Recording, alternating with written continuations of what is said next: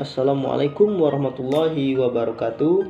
Saya Adri Poyananda, mahasiswa Pascasarjana Universitas Lancang Kuning, program studi Magister Manajemen. Pada kesempatan kali ini saya akan mempresentasikan sebuah materi yang berjudul Project Schedule, yang merupakan sebuah tugas dari mata kuliah Manajemen Operasional yang diampu oleh Bapak Dr. Bambang Supeno MM. Baik, langsung saja kita ke materinya. Yang pertama itu pengertian proyek. Menurut D.I. Cleland dan W. R. King 1987, proyek merupakan gabungan dari beberapa sumber daya yang dihimpun dalam organisasi sementara untuk mencapai suatu tujuan tertentu.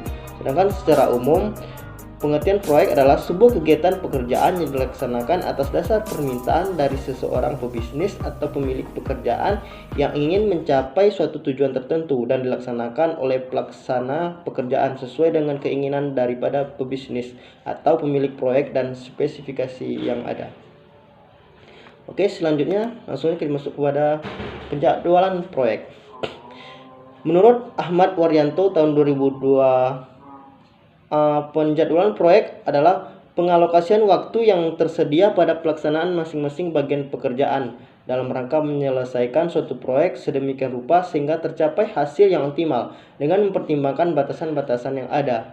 Sedangkan secara umum, penjadwalan proyek diartikan sebagai suatu proses perencanaan aktivitas atau pekerjaan yang akan dikerjakan sesuai dengan urutan pekerjaan yang harus direncanakan untuk mencapai suatu tujuan dalam jangka waktu tertentu. Hal-hal yang mempengaruhi sebuah penjadwalan ada 5 menurut saya. Yang pertama yaitu waktu, yang kedua tenaga kerja, yang ketiga keuangan, yang keempat peralatan, dan yang selanjutnya adalah material. Baik, selanjutnya adalah manfaat project scheduling. Manfaat project scheduling ini dibagi menjadi 2. Yang pertama yaitu bagi pemilik proyek. Manfaat bagi pemilik proyek ada 3. Yang pertama yaitu mengetahui waktu kapan mulai dan selesainya sebuah proyek.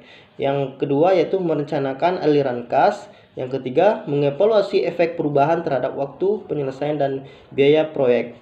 Selanjutnya, manfaat project scheduling bagi kontraktor.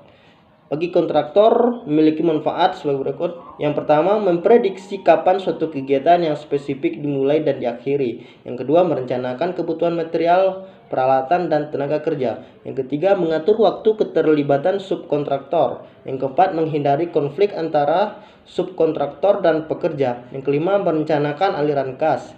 Yang keenam, mengevaluasi efek perubahan terhadap waktu penyelesaian dan biaya proyek. Selanjutnya, faktor-faktor penjadwalan proyek.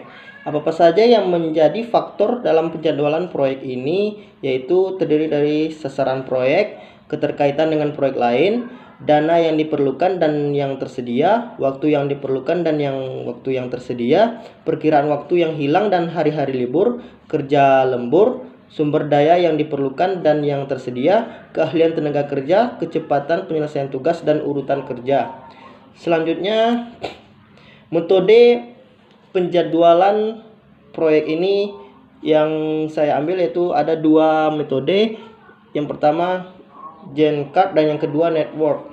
Adapun teknik penjadwalan proyek ini yang Gantt chart-nya yaitu memiliki beberapa kelebihan dan kekurangan, yaitu tidak menunjukkan suatu hubungan yang spesifik antara kegiatan di dalamnya, sehingga tidak menunjukkan sebagai suatu jaringan kerja. Sedangkan network planning yaitu komponen proyek dan hubungan ketergantungan antara satu dengan yang lainnya, disajikan dengan menggunakan tanda-tanda yang jelas. Berikut contoh-contoh dari teknik penjadwalan proyek, yaitu yang pertama adalah Gantt chart. Inilah contohnya, dan yang selanjutnya adalah network planning yang ini. Baik, hanya itu yang materi yang dapat saya sampaikan. Lebih dan kurang saya mohon maaf. Wabillahi taufiq wal hidayah. Wassalamualaikum warahmatullahi wabarakatuh.